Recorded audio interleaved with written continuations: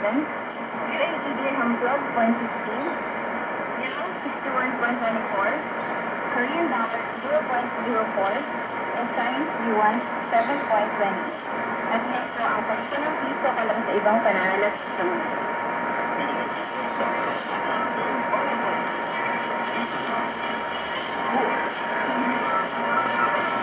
Malaki ang potensyal ng ASCA na kuminang sa ilalim ng bagong post na kasama at relay para sa nila Miss Marinas Go ang Malaysia sa International Friendly Match noong Sabado ng gabi sa SBF Stadium sa Sanayang, Malaysia.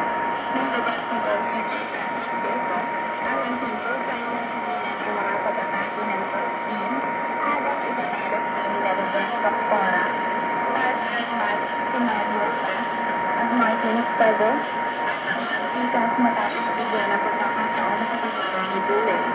Isang beses sa lamang ng ating Pilipinas sa Malaysia noong 1991 SEA Games sa Pilipinas at ito ang ikatlong tabla ng dalawang bansa mula 2012. Sunod na kaharapin ng ASCA ang Azerbaijan sa Miyerkules sa Dubai.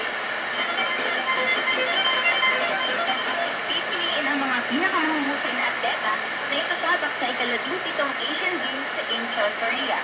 Ito ang sinabi ni Asian Games Task Force member Tom Carrasco na siyaring chairman ng Philippine Olympic Committee matapos na makuha ang kaunang listahan ng pambansang atleta na asama kasama sa delegasyon ng Pilipinas sa kada-apat na taong torneo na gagawin simula sa ika-17 ng Setyembre hanggang ika-4 ng Oktubre.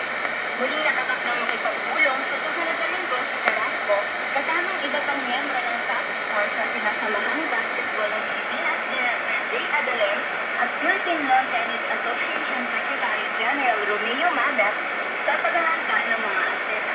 Ikiniliwanag ni Carrasco na sa kasalukuyan ay 8 katao o 2 babae at 6 na lalaki ang isinumpina ng boxing habang ang bowling ay kasalukuyang organisa at nasa proseso ng pagre-recruit ay nagpasa ng 16 na lalaki at babae kung saan pag-aanong dito ang sakito matapos ang qualifying round.